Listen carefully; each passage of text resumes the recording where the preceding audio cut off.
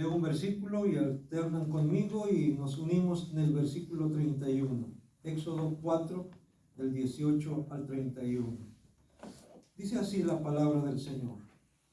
Así se fue Moisés y volviendo a su suegro Jetro le dijo: iré ahora y volveré a mis hermanos que están en Egipto para ver si aún viven.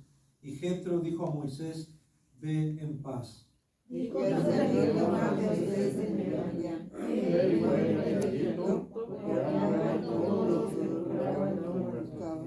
Entonces Moisés tomó su mujer y sus hijos y los puso sobre un asno y volvió a tierra de Egipto.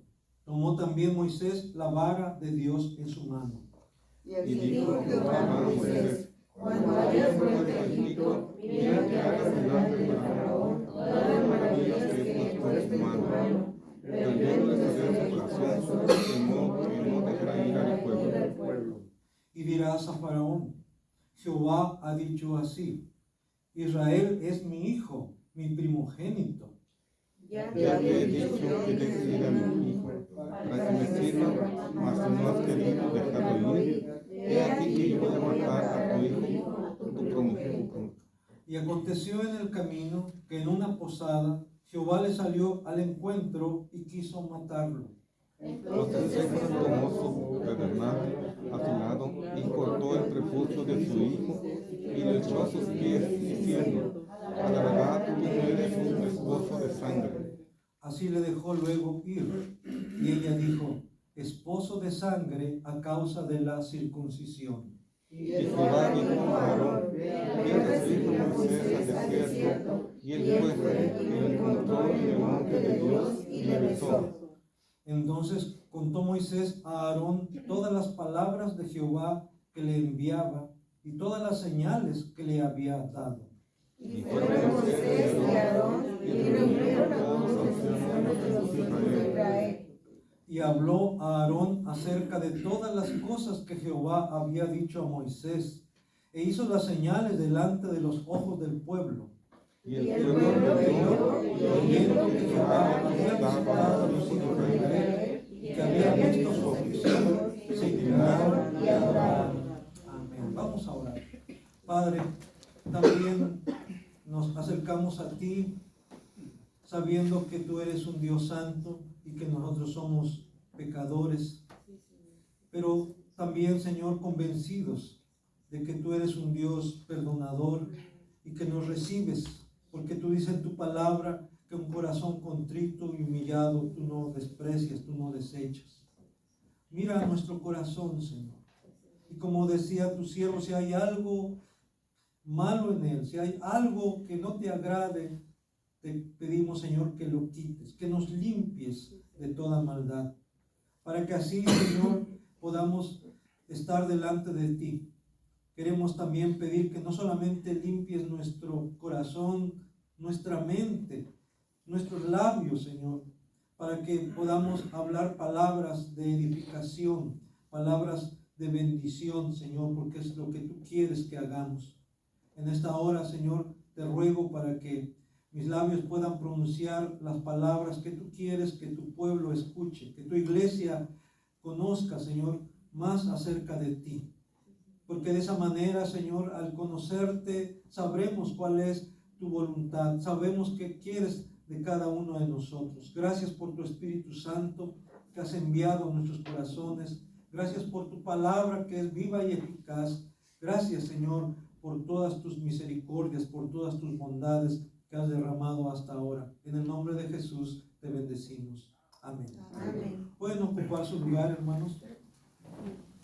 Y como les decía hace un momento, vamos a continuar hablando sobre el llamamiento de Moisés y el ser enviado por parte de Dios a Egipto para liberar al pueblo de Israel de la esclavitud en que se encontraba.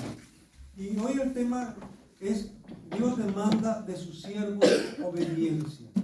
Y eso, hermanos, si Él lo hizo hace tanto tiempo, hace tantos siglos, hace tantos miles de años, Él lo sigue haciendo ahora. Él sigue demandando. Es algo que no ha pasado. Dios no ha rebajado sus demandas. Él es el mismo ayer, hoy y por los siglos. Sus demandas siguen siendo las mismas también. Y por eso esto va para nosotros, como sus siervos, como sus siervas, porque hemos sido llamados para servirle. Él es nuestro Señor y nosotros sus siervos. Y Él demanda de sus siervos obediencia. Y en base a este pasaje de Éxodo, vamos a ver primeramente cómo Dios demanda de Moisés fidelidad al pacto. Ahí del versículo 18 al 26 encontramos esto precisamente. Y vemos que Moisés iba en nombre del Dios del pacto. Dice que Dios lo envió, dice, ve al pueblo de Israel y diles: Jehová, el Dios de mi padre, el Dios de Abraham, el Dios de Isaac, el Dios de Jacob, me ha enviado a vosotros, me ha enviado a ustedes, el Dios de vuestros padres. Y cuando se hacía referencia al Dios de vuestros padres, el pueblo de Israel sabía a qué se estaba refiriendo Moisés, sabría a qué se refería Moisés. Ellos sabían que el Dios de Abraham, el Dios de Isaac, el Dios de Jacob, era el Dios del pacto, que había establecido un pacto con Abraham y con su descendencia después de él. Y ellos eran la descendencia después de él. Por lo tanto, tenía que ver con ellos directamente, porque eran la descendencia de Abraham. Y por eso, dentro de ese pacto había un requisito, un requerimiento, como evidencia de que se aceptaba ese pacto de parte de Dios. Y era la circuncisión. Dios le había dicho a Abraham que tenía que circuncidar su prepucio, su carne de él y también la de sus hijos. Y por eso Abraham se circuncidó y circuncidó a Ismael y después circuncidó a Isaac también. Y tan claro había sido Dios que dijo, tiene que ser circuncidado todo varón de 8 días de nacido. Y no solamente el nacido en casa, sino todo aquel que viniese a formar parte del pueblo de Israel tenía que ser circuncidado. Y si no se circuncida, entonces tiene que ser quitado de en medio del pueblo. ¿Y por qué dice? Porque ha violado mi pacto. Porque no quiere nada conmigo. Es como si Dios dijese, si no quiere nada conmigo, entonces yo no quiero nada con él. Y por eso debe ser quitado. Incluso algunos dicen, bueno, quitado, expulsado. Pero yo creo que ahí no es solamente ser expulsado, sino aún muerto. ¿Por qué dice? Porque ha violado mi pacto. Así es que la señal de aceptar el pacto de Dios es la circuncisión en el caso de la descendencia de Abraham. Y aquí vemos cómo Moisés era de la tribu de Leví, era descendiente de Abraham, como quiera que sea, y estaba dentro del pueblo del pacto. Y estaba siendo enviado a Israel. Iba en nombre del Dios del pacto. Y sí, él estaba circuncidado, no cabe duda. ¿Por qué? Porque recuerden que su madre Jocabet, que era de la tribu de Leví, un varón, no sabemos cómo se llamaba el papá de Moisés, pero era de la tribu de Leví. Le tuvieron escondido por 3 años, hasta que ya no pudieron, ¿cómo se dice?, esconderle más. Y tuvieron que echarlo en una barca, en una canasta, por decirlo así. Y estaba circuncidado este niño. Y por eso cuando lo vio la hija del faraón, se dio cuenta, entendió que era hebreo. Este niño es un hebreo. Y lo adoptó como suyo. Ahora, vemos ahí que él estaba circuncidado. Pero él no había circuncidado a sus hijos. Y por eso dice que después de haber sido enviado, vamos a volver a Éxodo capítulo 4. Dice versículo 20, entonces Moisés tomó su mujer y sus hijos y los puso sobre un asno y volvió a tierra de Egipto. Tomó también Moisés la vara de Dios en su mano. Y dijo Jehová a Moisés: cuando hayas vuelto a Egipto, mira que hagas delante de Faraón todas las maravillas que he puesto en tu mano, pero yo endureceré su corazón de modo que no dejará ir al pueblo. Ahí vemos cómo Dios le está diciendo a Moisés: haz todo conforme yo te he mandado, como yo te he dicho. Entonces ahí Dios le está diciendo que obedezca, que siga las instrucciones. Dios demanda obediencia. Y Moisés obedece. Y sigue diciéndonos aquí: y dirás a Faraón, versículo 22, Jehová ha dicho así: Israel es mi hijo, mi primogénito. Ya te he dicho que dejes ir a mi hijo para que me sirva, mas no has querido dejarlo ir. He aquí, yo voy a matar a tu hijo, tu primogénito. Pero cuando no se obedece a Dios, hay consecuencias. Alguien dirá: no pasa nada. Sí pasa. Cuando no se obedece a Dios, va a haber consecuencias. Lo mismo, cuando se obedece a Dios también hay resultados, hay consecuencias, hay bendiciones.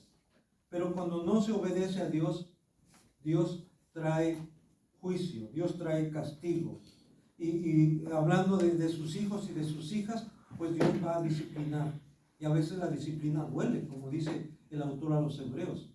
Al principio no parece ser causa de gozo, sino de tristeza, pero después da fruto apacible de justicia a los que en ello han sido ejercitados o ejercitadas también, porque está hablando de ambos, tanto de hombres como de mujeres.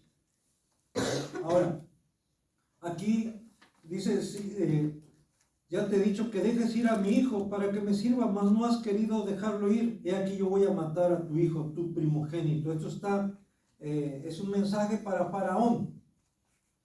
Pero también aquí hay algo para Moisés. Versículo 24. Y aconteció en el camino que en una posada Jehová le salió al encuentro y quiso matarlo. Hay cosas que no entendemos en la Escritura. ¿Cómo es posible que Dios lo llamó, luego lo envía a Egipto y luego quiere matarlo en el camino? Le sale al encuentro, dice, en una posada, y quiere matarlo. No sabemos, hermanos, cómo es que Dios quería matarlo.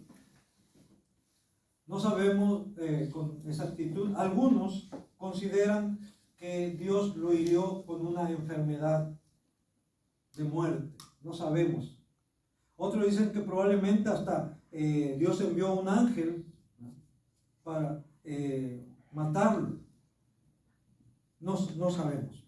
Pero lo que sí sabemos es que Dios, dice, le salió al encuentro y quiso matarlo.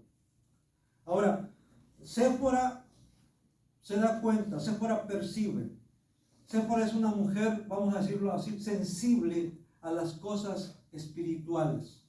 Y yo creo, hermanos, que esto es una característica de las mujeres en términos generales. Yo lo puedo decir porque lo he visto por experiencia, como en el caso de mi esposa, o en el caso de algunas de ustedes, hermanas, son como sensibles, son más sensibles que nosotros los varones a las cosas de Dios, a las cosas espirituales. Perciben cosas que nosotros no percibimos. Y en este caso, Séfora, ella percibe que algo está pasando. Y no solamente percibe que algo está pasando, sino sabe qué está pasando realmente, porque dice que tomó un pedernal afilado, versículo 25. Entonces Séfora tomó un pedernal afilado y cortó el prepucio de su hijo y lo echó a sus pies, diciendo: a la verdad, tú me eres un esposo de sangre. Y así le dejó luego ir. Jehová le dejó ir después de que esta mujer circuncidó a su hijo, que no había sido circuncidado por Moisés. Y aquí, hermanos, podemos decir cómo era posible que Moisés iba en representación del Dios del pacto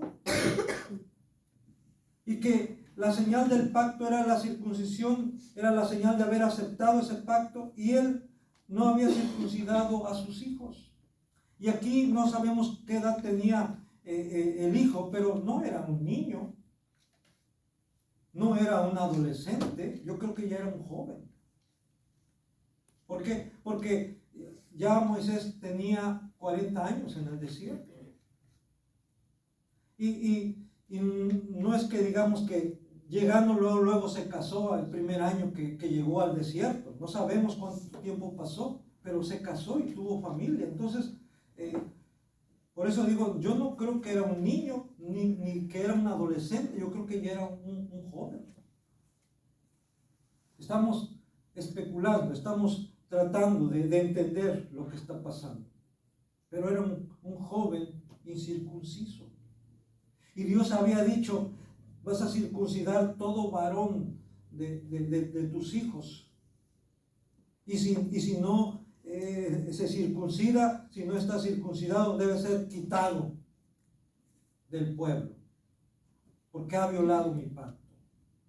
Entonces aquí, hermanos, era necesario que Moisés reafirmara su posición ante el pacto, y para que de esa manera tuviese la autoridad para dirigirse al pueblo. En este sentido es verdad que los padres no van a pagar por el pecado de los hijos, ni los hijos van a pagar por el pecado de los padres. Pero sí es real, es cierto que las acciones de los padres van a repercutir en la vida de los hijos. Las acciones, sean buenas o malas, que hagamos los padres, las decisiones que tomemos los padres, las acciones que hagamos los padres, van a repercutir para bien o mal en la vida de nuestros hijos. Y aquí vemos, en el caso de Moisés, descuidó eso, no circuncidó a sus hijos. Y Séfora lo sabe. Y sabe que esa es la causa por la que Dios quiere matarlo. Porque ha faltado al pacto, no ha obedecido. Y por eso reacciona inmediatamente. Toma un pedernal afilado y corta el prepucio de su hijo. Y lo echa a los pies de Moisés. Aunque aquí hay que entenderlo, hermanos, que esto es un eufemismo. Echarlo a los pies de Moisés, no crean que cortó el prepucio, el pedazo de carne, y lo echó a los pies de Moisés, sino la idea que varios comentaristas expresan es que rozó con el prepucio de su hijo las partes de Moisés. Porque recuerden, ya hablamos de esto, cómo se sellaban los compromisos, los pactos en tiempo de Abraham. Los que pactaban ponían sus manos en los testículos, y de esa manera estaban comprometiéndose. Dirá, ay, ¿qué es eso? Era la manera de pactar, diciendo, si no cumplo con mi pacto, con mi parte, con mi compromiso, que mi descendencia sufra las consecuencias. Entonces era una manera de sellar el pacto, el compromiso. Y en este caso, Séfora, ¿qué hace? Corta el prepucio y con ello toca las partes nobles, como dicen, de Moisés. Y entonces cuando Dios ve esta acción, deja a Moisés. Se ha cumplido con su voluntad, se ha cumplido. Aunque no lo hizo Moisés, pero lo hizo Séfora. Y puedo decir, hermanos, que Moisés le debió la vida a Séfora. Y yo creo que no solamente Moisés, sino aquel muchacho también. Qué importante entonces es a veces la acción de la madre cuando el padre no está cumpliendo con sus responsabilidades. No debe ser indiferente. Muchas veces, bueno, su obligación es de él, no yo, es de él. Él es el papá, él es el padre. Pues si él no lo hace, pues yo tampoco. Pero hay cuestiones, hermanos, de vida o muerte, como en este caso. Si el padre no está haciendo nada, si el padre no está actuando, tú como mujer, sobre todo si Dios te está mostrando, si Dios te está diciendo que tienes que actuar, que no debes quedarte indiferente, que no puedes quedarte al margen, tienes que actuar. Porque, ¿qué sabes? Si con tu actuar vas a salvar la vida de tu hijo o de tu hija. ¿O qué sabes tú si tu pasividad, si tu indiferencia va a traer como consecuencia la destrucción de tu hijo o de tu hija? Por eso, Séfora, hermanos, es admirable su manera de reaccionar. No lo pensó dos veces, como se dice, ¿verdad? Ella actuó inmediatamente, y eso le salvó la vida a Moisés, y yo creo que también le salvó la vida a su hijo. Y hablando esto de la circuncisión, hermanos, recuerden que Jesús mismo fue circuncidado. Dice en Mateo capítulo 3, versículos 16 y 17, voy a leer Mateo 3, 16 al 17.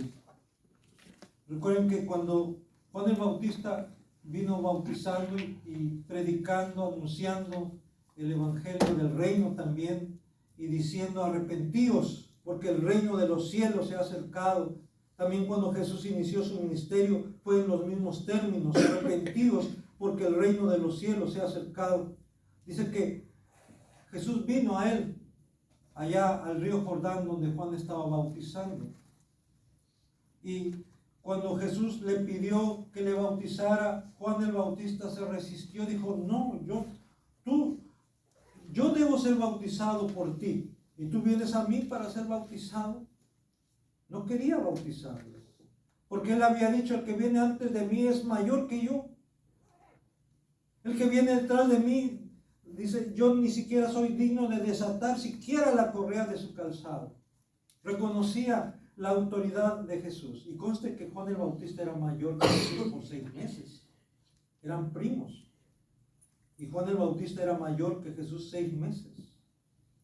Y aún así decía: él es mayor que yo. Él es mayor que todos.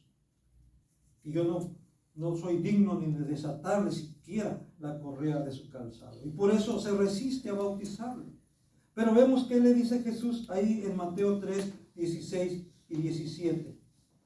Deja ahora, porque así conviene que cumplamos toda justicia.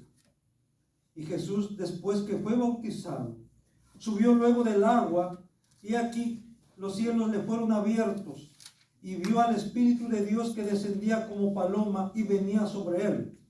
Y hubo una voz de los cielos que decía: este es mi Hijo amado, en quien tengo complacencia. Después que fue bautizado, dice que aquí vemos que Jesús cumplió siendo circuncidado. Eso lo encontramos ahí en Lucas 2, 21 al 24. Aquí vemos que Jesús fue bautizado, pero en Lucas 2, 21 al 24, cuando él era bebé, fue llevado por sus padres para ser presentado.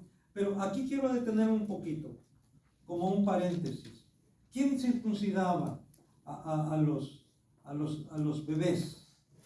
Bueno, las pinturas del siglo XII, del siglo XV, XVI, siempre han presentado como que María en algunos está con el niño, y un personaje, probablemente un sacerdote, está efectuando la circuncisión a Jesús.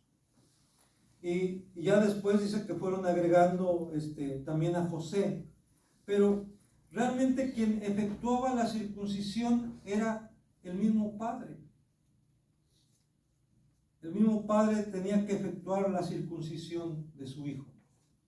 Y ya en última instancia, pues a lo mejor había alguien en el pueblo, podría ser alguien que ya tenía práctica en eso, un cirujano de ese tiempo, por decirlo así, para la circuncisión. O aún, ¿por qué no?, podría ser que podían llevarlo a lo mejor a la ciudad o llevarlo a Jerusalén para circuncidarle, pero propiamente tenía que ser el mismo padre quien debía efectuar la circuncisión del niño. Voy a leer Lucas y voy a relacionarlo con el bautismo ahorita. Dice ahí en Lucas capítulo 2, versículo 21 al 24. Dice que cumplido los 8 días para circuncidar al niño, hablando de Jesús, le pusieron por nombre Jesús, el cual le había sido puesto por el ángel antes que fuese concebido. Y cuando se cumplieron los días de la purificación de ellos, conforme a la ley de Moisés, le trajeron a Jerusalén para presentarle al Señor. Como está escrito en la ley del Señor, todo varón que abriere la matriz será llamado santo al Señor, y para ofrecer conforme a lo que se dice en la ley del Señor, un par de tórtolas o 2 palominos. Aquí, en este sentido, podemos decir que Jesús está pasivo, porque es un niño. Es circuncidado por sus padres. Luego es presentado en el templo, como lo establecía la ley. Tenía que ser circuncidado como Dios lo había ordenado. Tenía que ser presentado en el templo como Jesús, como Dios, lo había ordenado, como su Padre lo había ordenado.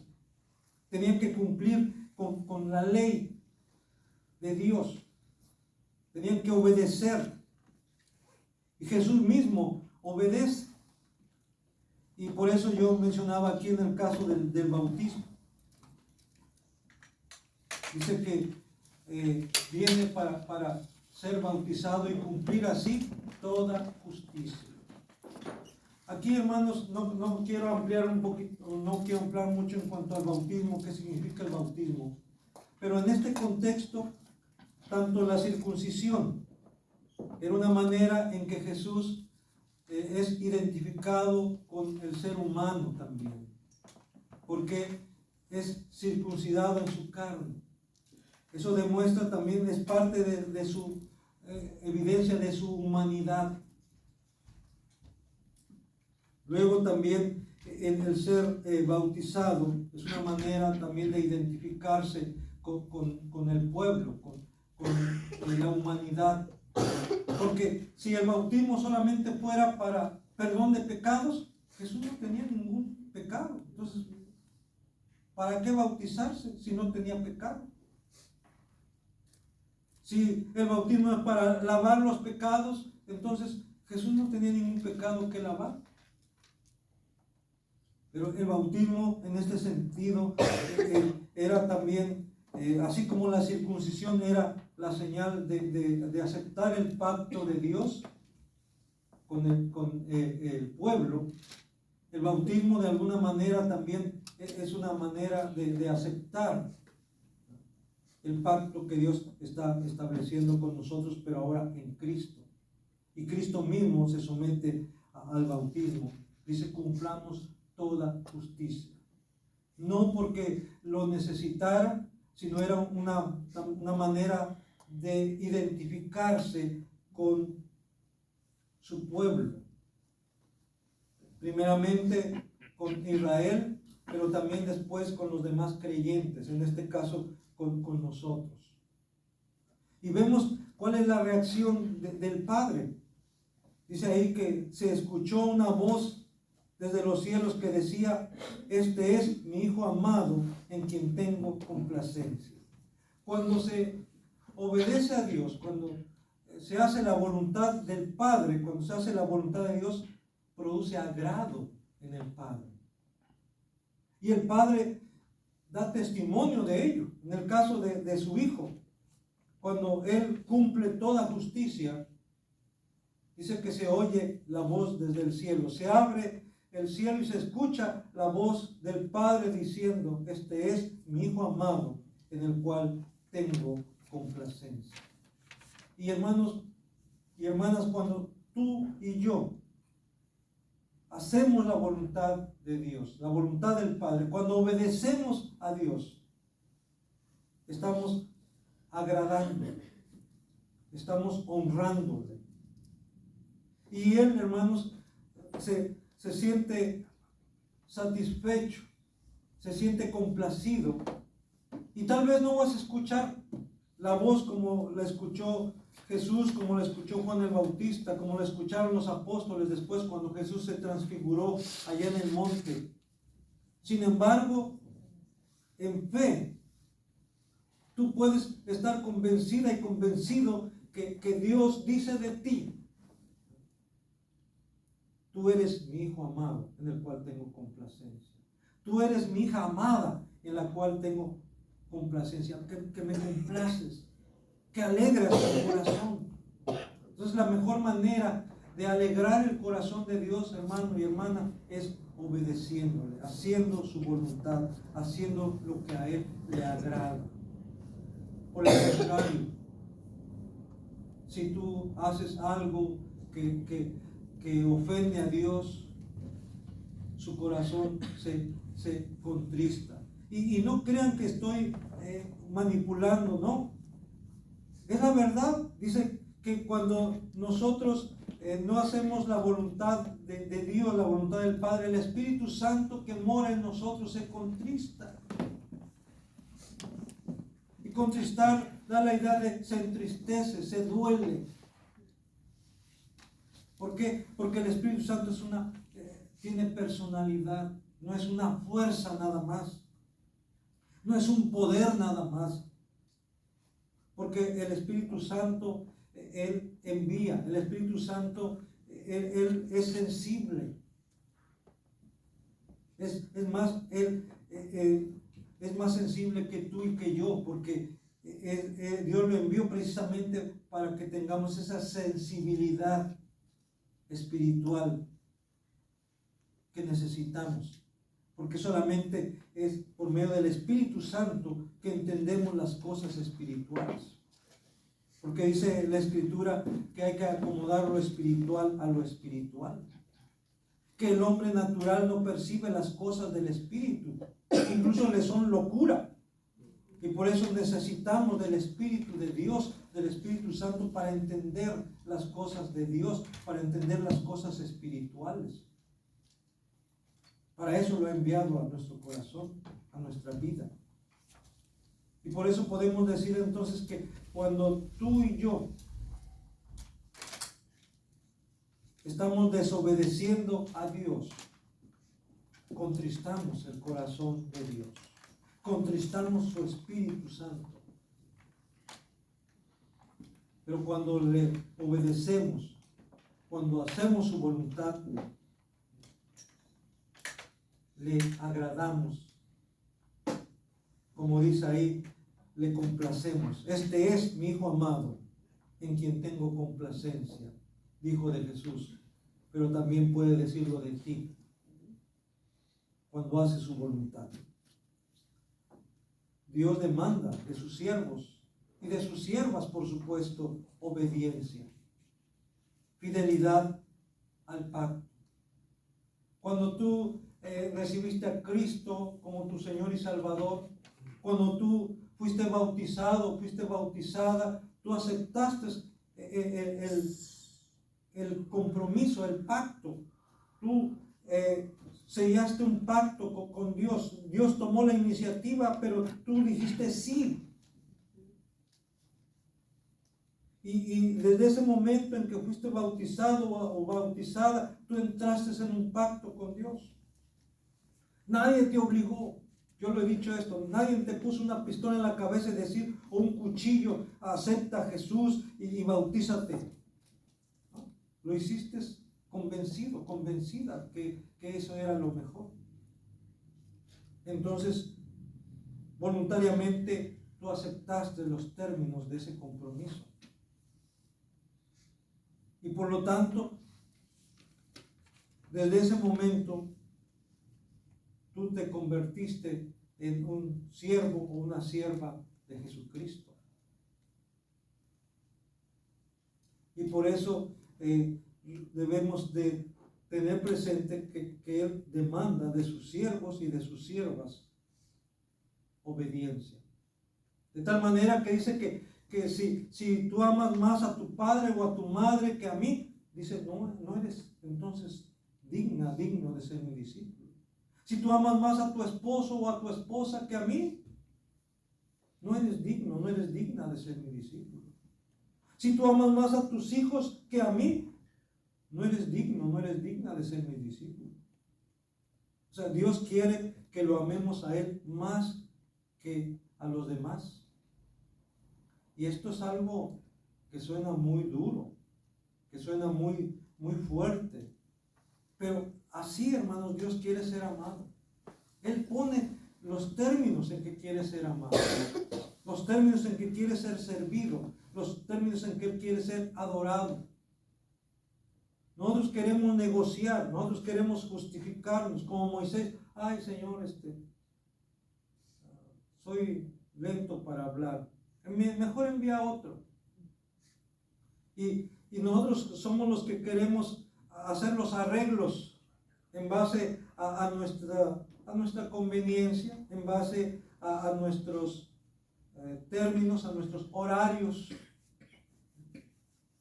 Y Dios tiene que entenderlo. ¿Verdad? Que así pensamos. Dios tiene que entenderlo.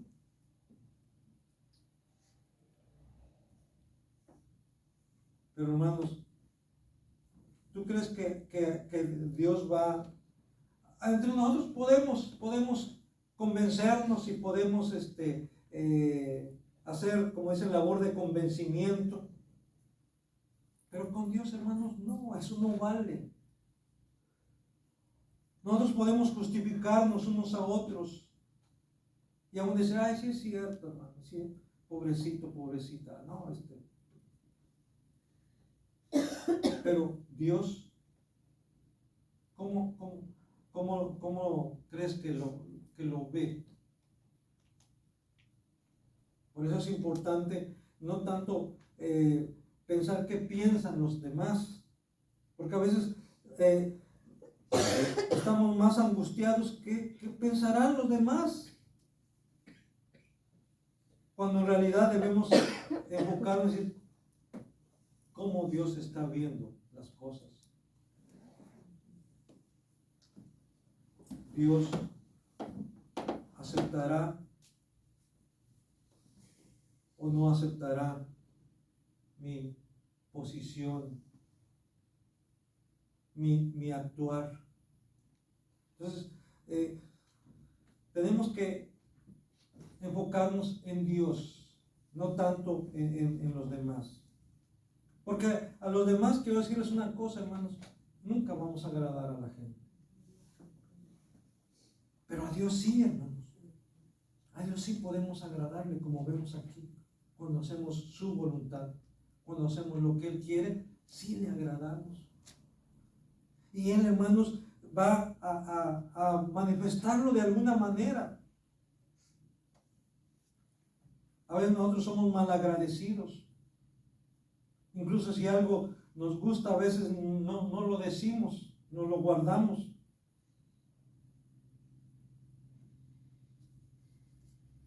A veces somos mal agradecidos. Pero Dios, hermanos, Él sí va a manifestar su agrado. Dios va a derramar bendición sobre tu vida. A veces tú vas a quedar sorprendido y decir, ¿y esto? No me lo esperaba. Bueno, no te lo esperabas, pero Dios quiso bendecirte. Y ahí está. ¿Por qué? Porque Dios es bueno. Porque cuando Dios se agrada de tu vida, Él también va a corresponderte, enviando bendiciones sobre tu vida, sobre tu familia. Porque sí, hermanos, Dios va a traer bendición también sobre tu familia cuando tú como padre o como madre eres fiel a Él. Porque Dios dice, yo quiero ser tu Dios y el de tu descendencia después de ti. Dios le muestra a Moisés y a Aarón la importancia de trabajar en equipo. Ya hace 15 días hablé un poquito sobre esto, entonces no voy a ahondar mucho en este punto, en este aspecto. Dice del versículo 27 al 31 de Éxodo capítulo 4. Y Jehová dijo a Aarón: ve a recibir a Moisés al desierto. Y él fue y lo encontró en el monte de Dios y le besó. Entonces contó Moisés a Aarón todas las palabras de Jehová que le enviaba y todas las señales que le había dado. Y fueron Moisés y Aarón y reunieron a todos los ancianos de los hijos de Israel. Y habló a Aarón acerca de todas las cosas que Jehová había dicho a Moisés, e hizo las señales delante de los ojos del pueblo. Y el pueblo creyó. Y oyendo que Jehová había visitado a los hijos de Israel y que había visto su aflicción, se inclinaron y adoraron. Aquí, hermanos, vemos cómo Dios está trabajando, Dios está actuando aún antes de que nosotros actuemos, aún antes de que nosotros entremos en acción. Dios ya está en acción. ¿Cómo lo sabemos? Porque aquí le dice a Moisés: ve y tu hermano Aarón va a recibirte en el desierto, va a encontrarte en el desierto. Entonces, y se encuentran en el monte de Dios, o sea, en el monte Sinaí, que más o menos vendría siendo como a medio camino aproximadamente. Estoy hablando en términos generales. Moisés saliendo de aquí, de la tierra de donde vivía su suegro, ¿verdad? Y Aarón saliendo de acá, de Egipto, y se encuentran en el monte, allá en el Sinaí, en la península del Sinaí, más o menos a la mitad del camino. ¿Esto qué quiere decir? Que mientras Dios está tratando con Moisés para decirle que vaya a Egipto, Dios le está diciendo a Aarón: Aarón, va a encontrar a tu hermano Moisés que viene. Y se encuentran. Entonces, Dios está actuando, Dios está moviendo a las personas. Yo lo he dicho siempre, hermanos, que muchas veces uno quiere recurrir a las personas para que nos ayuden en situaciones difíciles, y nos olvidamos de Dios y pensamos más en quién puede ayudarnos, cuando lo primero que tenemos que hacer es ir a Dios, porque Él se va a encargar de poner a las personas que nos van a ayudar, porque Dios está actuando, Dios está moviendo. ¿Quién tiene el control de todo? Decimos, pues Dios. Y entonces, ¿por qué no vamos con el que tiene el control de todo primero? Antes de ir a las personas, debemos ir con Dios. Y aquí vemos cómo Dios está trabajando en ese proyecto que Él tiene para liberar al pueblo, a su pueblo de Israel. Está tratando con Moisés acá, pero acá también está tratando con Aarón. Ve a encontrar a tu hermano Moisés. Y le dice: Moisés, tu hermano Aarón va a salir a recibirte. Vea, versículo 27, vuelvo a leer. Y Jehová dijo a Aarón: ve a recibir a Moisés al desierto. Y él fue. Otra vez, obedece, hermanos. ¿Se dan cuenta? De hecho, no, pero ya hace más de 40 años que no sé nada de Moisés.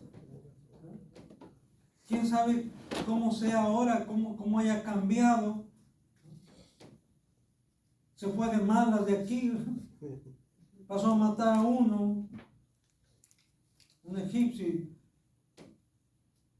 y ahora es que lo vaya a encontrar al desierto. Aarón obedece. ¿Se dan cuenta?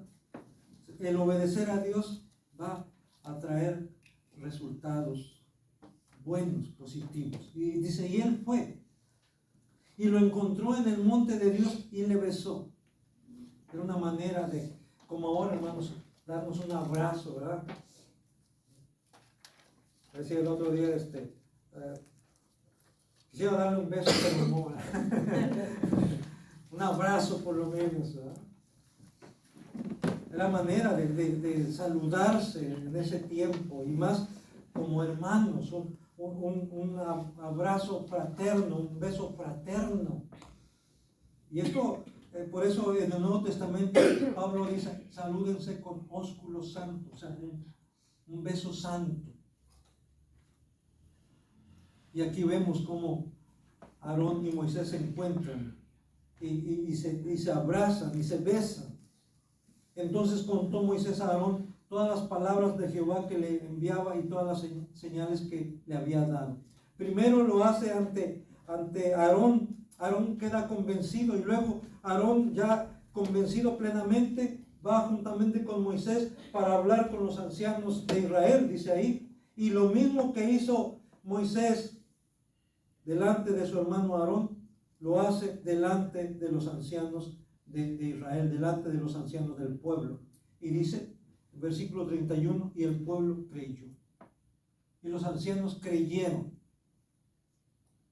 Y oyendo que Jehová había visitado a los hijos de Israel y que había visto su aflicción, se inclinaron y adoraron.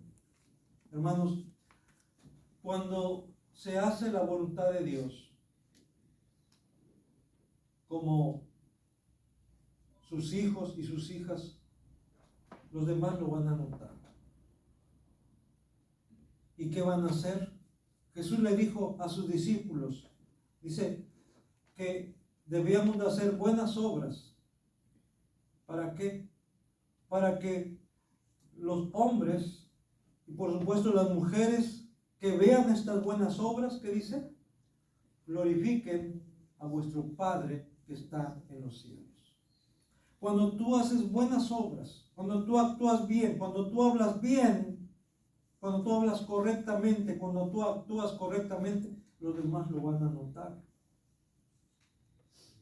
Y a lo mejor van a decir, ay, qué buena persona. Pero cuando tú escuches que dice, oh, qué bueno, dile, es por la gracia de Dios.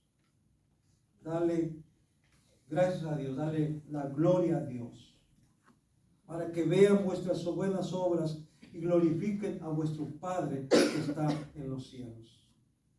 Aquí, hermanos, es importante que cuando nosotros demos testimonio, cuando hablemos de las cosas de Dios, debemos estar convencidos primeramente nosotros, bien convencidos de ello. Moisés fue convencido por Dios. Aarón fue convencido por Moisés, pero sobre todo por Dios también. Y luego Moisés y Aarón fueron ante el pueblo, ellos plenamente convencidos, de tal manera que también los ancianos se convencen. Es como se dice, como una cadena, ¿verdad? Como Moisés cree, Moisés se convence, Aarón cree, Aarón se convence, luego van con los ancianos, creen y se convencen, y el resultado es que se inclinan y adoran. Se inclinan y adoran.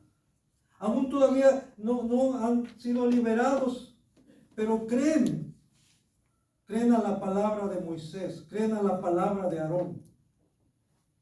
¿Por qué? Porque lo que traen no es de ellos, sino de parte de Dios. Es en este caso, ¿verdad?, la palabra de Dios. Ellos solamente son portadores del mensaje de Dios. Dan a conocer los planes de Dios que Dios tiene para su pueblo, nada más, y ellos lo crean.